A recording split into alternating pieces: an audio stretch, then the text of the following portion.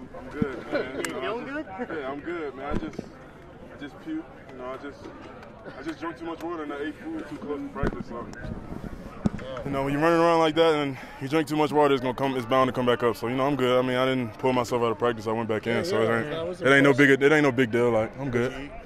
You know, your typical eggs and bacon. But I just ate them too close to practice, so that's what happens. Eggs and bacon? Yeah. What'd you make of Friday night getting a little right guard? It was fun. It was cool. You know, it was of course faster than practice, but you know, it was good. You know, just carrying my training over from practice to the game. You know, just doing what I usually do. So it was actually fun to go against somebody that's not my team for once. So it felt good. Anything you feel like you need to improve on? I mean, it's always room for improvement on anything. So I mean, it's the first time I've ever played right guard in a live game. So of course I'm going to go look at the film with my coach and figure out what he think I need to do, and we just come together and combine it. What's the transition been like for you learning a brand new position you've never? It's been fun. I mean, you know, I had to like file my brain up into right tackle, left tackle, right guard, left guard. So I'm filing my brain out on that. I'm sorry about that. So every day I gotta pick through the file, see what file I'm picking out today. So yeah, I've just been picking out that right guard file. So yeah, that's been good. What's in the right guard file? Everything I got to do at right guard. That's the best I can put it. What's your battles with Jalen Carter been like? It's been fun. Like we had a little back and forth today.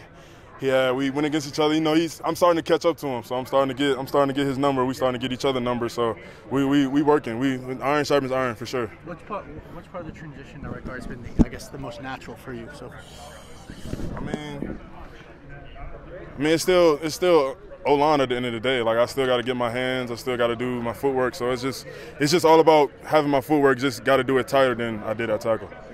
The one series you're coming off seemed like they were in the right leg a little bit. Yeah, I'm good. Yeah, I finished practice. I'm good.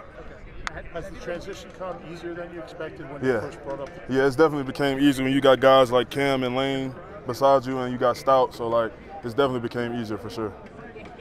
Have you been wearing the brace all through camp? I wore it last year. Yeah. Why are we even talking about it? Just asking. Yeah, I wore it last year. Yeah, okay. Yeah, I'm just trying to get the facts right. How's Cam helped you through everything? Cam helped me out a lot. He's been in this system, so you know, you just always got to listen to the center no matter where you're at on the line. So that's been helping me out a lot. Has he given you right guard pointers? Yeah, he always try to make sure I'm at the right spot for him, and he's at the right spot for me. You mentioned that you think the transition has been easier than what you expected. Yes. What were your expectations going into it? I mean, I didn't really have no expectations because I wasn't expecting to play guard so this early. So I mean, like I didn't really have no thoughts about it, no heavy thoughts about it. When did they first bring up the topic? Was it before you signed? They said we might want to do this, or was it after you got here? No, it was probably when I mean, it wasn't really no topic to bring up. I mean, it was just one of those things. Like I just heard everybody talking about it, and then I remember Kelsey asked me how did I feel about playing guard, and I was just like, I mean, I'll try it out. I don't really care, but it's just. Shit just happens, I guess. And how much did it help you, like getting some left guard experience, like in minicamp, like that? I mean, it helped me out a lot getting experience for every position except for center. So it's always a help to know that I can do other positions. I know Landon's on the other side, but what have you learned from him? Kind of talk to him. Just knowing the guard footwork and knowing that it's tighter than what it needs to be, tighter than what I had at tackle. So just learning like his little moves that he do, trying to do what he do. So things like that. How valuable was Friday night, just kind of having that in your pocket? It was very valuable, for sure. Yeah, it was valuable and fun. I mean, it was, like I said, it was nice to go against somebody that's not against my team. So. Do you have to learn how to think like a guard while you're going full speed? Or does that just come naturally? No, it just come naturally. Man. I know I'm a guard, so I got to do guard stuff. So. What is a Stout meant to you during this time? It meant a lot, man. You know, he's support. Like he's a one of a kind type of dude. Like he's out there, but it's all love for sure. Like it's all love. Appreciate y'all. All right, good morning. Oh Lord, there we go. How you doing? Good. You got demoted from the podium. That's all right. What have you been seeing from Mekhi? Becton? Yeah. Yeah, Mekhi's been doing great. Transition to guard, I think he's done well. Started off camp, kind of swinging tackles, and I think he's settling into his spot at guard right now. A little bit of adjustment for him, but the way he's built, the way he can move, his long arms, his reach, lateral quickness. I think right now he's really, excelling at that position, and it is a bit of a, it's a growth his growing problem. Not problem, but it's an adjustment for him. But he's handling it extremely well. You're a big guard too, not as big as him, but obviously bigger than average guard. You mentioned like the positives. What are sort of the perceived drawbacks of being taller, much bigger guard? What are some of the perceived drawbacks of that? I mean, if you stand up and you're playing a shorter nose guard, it's hard because they got leverage. But again, that's why we don't play football standing straight up and spin down. So there's a lot of pros. I mean, longer arms, longer reach can help guys a lot. So as a guy, yeah, Trevor's done great. I mean, obviously still a big adjustment going from college to the NFL. Speed of the game gets faster, guys get better. I think he's done a phenomenal job, adjusting to this offense, taking this role and just trying to, focus on one thing a day to get better at it, just keep growing. So. Do you ever take center reps? I mean, not out here, but just like snapping or whatever, just in case of an emergency situation? Yeah, I mean, a lot of us guys do. You want to be able to carry a lot of guys that can play center, because if you run into a situation, the Giants game last year, if Kels goes out, Cam goes out, and then you got to have, 3 or 4 guys on game day that are able to snap a ball and be able to go in the game. If I could ask you another Mekhi question, you're a guy who's kind of played all over the offensive line. I mean, can you kind of appreciate just like how tough it must be for him going from tackle to guard? Oh yeah, like I said, it's an adjustment. Anytime you're changing position, especially a guy that has spent most of his professional and college time at those tackle spots, it can always be an adjustment. So, for him to make that transition and come inside, and the way he's been able to kind of succeed and do well at practice here, and still keep coming out every day and getting better is impressive. With Tyler back in the fold? Do what? Sorry. With Tyler back in the fold, what have you seen from him coming back from the injury, and how has he looked? Wait, Tyler who? Steve. Oh, Steve, yeah. Steve's doing good. Sorry, I couldn't hear you. Yeah, Steve's doing well coming off the injury, obviously. Kind of tough happening early in camp. When you come back into camp, you're kind of reacclimating into football, getting back into football shape, getting timing down everything. And, it can be rough if that happens right at the beginning there. I think he's doing well. He's come back out, starting to get team reps, practicing more, and getting back into the swing of things. So I think he's handling that well. Kellen talks a lot about clean operation being foremost for you guys. The call-it periods in practice have helped a lot. What's your experience in those? I mean, call-it is a game, right? You put on headsets and coordinators talk to green dots on each side, quarterback, linebackers, and honestly, I think that's one of the best ways you can practice. You're not scripting things. I think there is a time and a place for situational football, scripting certain things, especially if you're going to see from other teams. But I think the best way to grow, not only for players but as coaches too, is you're not just reading. You got to go up there like this. I don't know what questions y'all are going to ask me, so I got to come up with stuff on the top of my head, find answers, and respond. So I think, honestly, having those periods like that not only helps players out, but helps coaches, coordinators really refine, what it's like on game day. I'll send you the script next time. Okay. Sorry. Landon Kelsey's around obviously quite a lot. What's that been? What's that meant for you guys? And he just won't go home, man.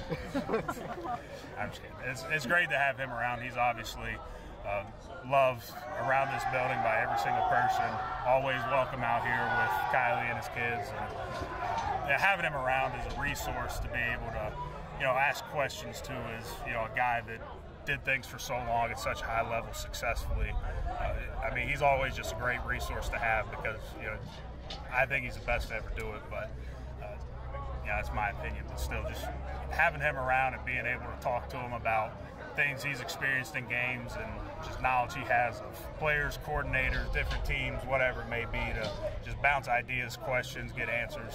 It's invaluable. It looked like he was coaching you up a little bit on the field the other day. How much would his skill set lend itself potentially to a coaching role down there? Oh, is he trying to come here and coach? No, I'm just kind of curious. Oh, I think that I don't know. if he would be down the line. Yeah, it'd be very helpful. He did it at a very high level for a very long time. So being able to just take what was in his head and not have to beat up his body, it's pretty much what coaching ends up being. Do you think he misses, all this, just the grind of training games, grind? No. I don't think he misses the grind. I think he misses being out here with his guys and all that stuff. But again, He's still around. Like I said, he comes out here, hangs out with us, has fun. He just doesn't get headbutted 100 times a day. So. Back to the a couple more.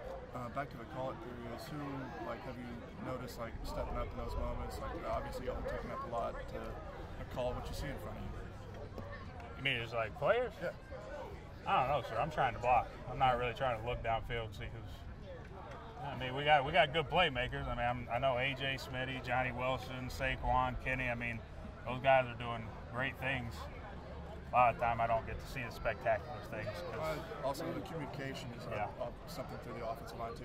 Maybe in that sense, you notice in those periods. Yeah, I mean, we all have to talk and figure out things. Like I said, there's no script. We don't know what the defense is going to do, so it presents us issues, and it's always a great opportunity for us to communicate. If we get some exotic things that we haven't seen before, it's problems and solutions. You know, we see something, we've never seen this, so, you know, what's our answer here? Because that can easily happen during a game. Hey, Landon, you have the Ram perspective of playing across the offensive line. Yeah. Tackle the guard the center. What type of adjustment, I guess time frame, do you think it usually takes for you to feel comfortable playing that spot? I mean, every guy's different. And I assume you're talking about Mekhi. I'm talking across the board, like Brett Poe came in here as a tackle. Last year he was playing center. It didn't go as well as it's going this year. Well, and that's the thing, is every single guy is going to be different, right? If you take a guy that has spent somebody popular over there, if you take a guy, if you take somebody that has spent his entire life at one position, it's going to be a little more of an adjustment, right? If you have a kid that from the age of 4 years old always played left tackle, and you make him go to right, now mentality, mindset, all that comes into play, but it's going to be more of an adjustment than somebody that through high school and college and the NFL has been able to play those different positions. So there's no time frame of saying, you know, it takes exactly 186 reps for this guy to be comfortable. Each guy is on. Some guys can go out there, they can play left tackle, switch over to right tackle just fine. Some guys you may need a practice. Some guys may need a week. So it's all individually based, and it all depends on the player. So thanks, Landon. Thanks. It's been getting better every day. I've been working a lot of the safety spot now, and you know, it's been valuable for me because I need the reps, seeing it a little bit different, but just making sure I get the fundamental and the footwork down. That's been the biggest thing. I know all the calls, so I know where I'm supposed to be at the moment, and I know where all my pieces, wherever all my teammates supposed to be. So it's been pretty well so far. Do you talk to James about that a lot? Like you go through the same thing. So we talk every day, 24/7. Quinyon was saying that he goes to you pretty much all the time for advice at nickel and stuff. What kind of things are you telling him? What kind of things are you seeing from the way he's playing? No, he asks every day. I mean, every 10 minutes maybe. But he's definitely doing a great job. He's smart. He knows football, and you know, I just give him like the concepts of what I'm looking at, what I'm seeing here and there, depending on how they line it up. What would I do in this situation? What would I do in that situation? Where are you supposed to be at in this situation? Where are you supposed to be at in this situation? And you know, he asks every day, and that's encouraging to see because you know, when you got questions, and that means you care, you want to learn, you want to be out there. And he's definitely been doing a great job at nickel. I mean, last week he had a great pass breakup, and that's been definitely well and encouraging to see. I know he's learning nickel and corner right now. Mm-hmm. How difficult is that? It's difficult. I mean, I can vouch for that because I've done it before. I'm doing it now, so you know it's definitely challenging. Outside corner doesn't recall a lot to learn, but I know inside the nickel spot there is, and you know that's him going in there. I guess this is his first time playing inside in there, and you know he's been in the NFL, the big leagues, and he definitely been challenging for him. But like I say, he got questions every single day. He's been killing it, making plays in there, and you know I love to see it. I love to see him compete. Aside from just playing that position, what are the challenges of like bouncing outside and inside on like back-to-back plays? The challenging part is you from a nickel to safe. I mean, corner. Nickel to corner. You know, it's when you get inside, you got to communicate a lot. You got a lot of responsibility in the inside. So you kind of the guy that's making the call for your corner, sometimes for your linebacker, sometimes for your DN. And you know, you got to have you got to be mentally smart inside there. So you know, that's the big difference. And then you got to be able to, you know, move laterally quick from you got a guy running over there, you got a guy running over there. So I try to tell them, like, you just got to know where your help is most of the part. Know your leverage and play your leverage and know where your help is, and that'll help you out a lot. You know, you can cancel out a lot of routes when you do it that way, and, you know, he's been doing that and he's been playing well. Yeah, as a nickel, large part of the run fits as well sometimes, like a linebacker, like as a body type between cornerback and nickel, that also must be challenging sometimes. Yeah, he's definitely in the run game a lot more at nickel, so that's something he's been asking about as well when it comes to run gaps and things like that.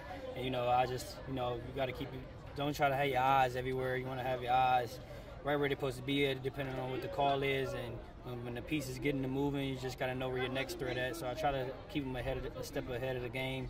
You know, for pre-snap, you know, look where receiver number 3 at. That's a big thing at nickel. You always want to know where your number 3 at, because that can be your new number 2.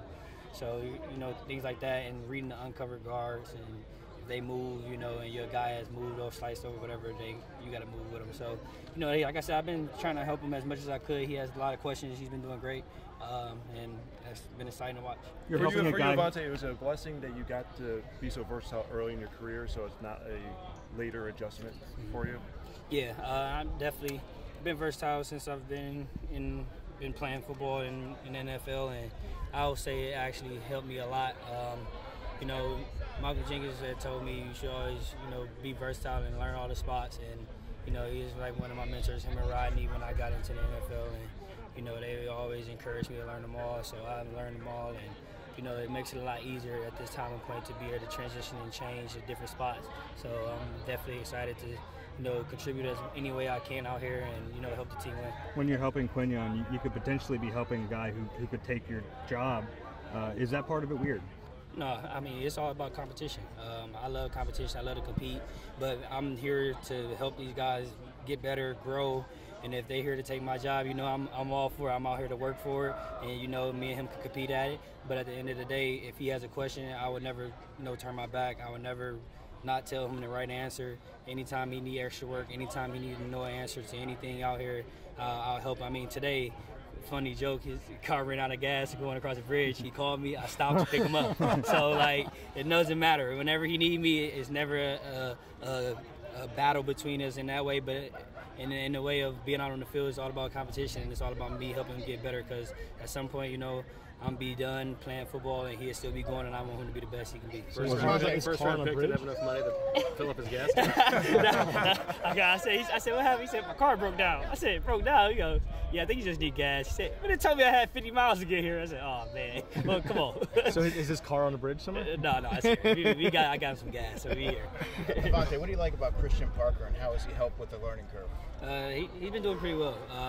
Definitely been breaking down, like, on the field, the details for us.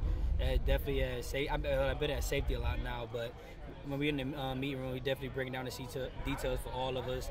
And, you know, JK, he been doing a great job. I've been spending a lot of time with him because I've been working at the safety spot, and he's been helping me a lot there from the fundamental standpoint and the footwork that has to go on back there. And, you know, just teaching me the little things that I can look at and peep out that'll help me, you know, process the play faster back at safety. And, you know, it's been a great help for me. Based on camp so far, if you had to pick one guy on the team who's going to have a big season, who would it be? If I had to pick one guy that's going to have a big season, I'll go with the defensive side. I would have to say, I'll go with Q. He's been playing very well, and I'm excited to see what he does. Hey, if I could ask you, you know, Cooper obviously hasn't been out yet, but, you know, you see him out here every day getting mental reps and everything like that. What are you seeing from him, like, in the meeting rooms, like, getting mental reps? I talked to him, too. He asked questions as well, right along with you. And, you know, I just try to ask him, you know, keep your spirits up, because the injury can be a mental thing. And, you know, he's been pretty good. He's ready. He looks like he's ready mentally. And, you know, he's been out here asking questions. And, you know, I'm excited to see what he can do when he get back as well. He had a great OTAs when he was here. So it'd be fun when he get out here and be able to compete with them guys. What have you seen the differences from Keely in year 1 to year 2? Oh, Keely. I mean, I knew he'd always be a dog. You could see the flashes here last year. Big guy, fast, can move, lateral. And, you know, that game, you see what his potential he could put out there on the field.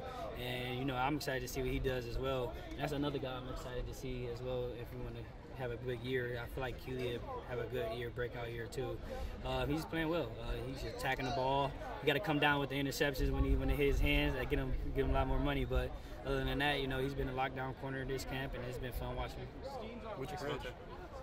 Which bridge? Yeah. Oh, we go over. I'll go over to Walt Whitman. So we getting over to Walt Whitman when we coming up. To clarify, you picked him up, got gas, and brought it back to his car. Yeah, I picked him up, and then they both of us on the bridge. So we picked him up, and then the people went and got gas, and we just waited on the side. Then we ended up giving him a gallon of gas. We had to drive to the gas station to make sure you get there. Were you late getting here today? No, we got here right on time. Just beat it, right there, right on time. But I did some calling, so he was good. Okay. Just in case we didn't make it. Thanks, Bob.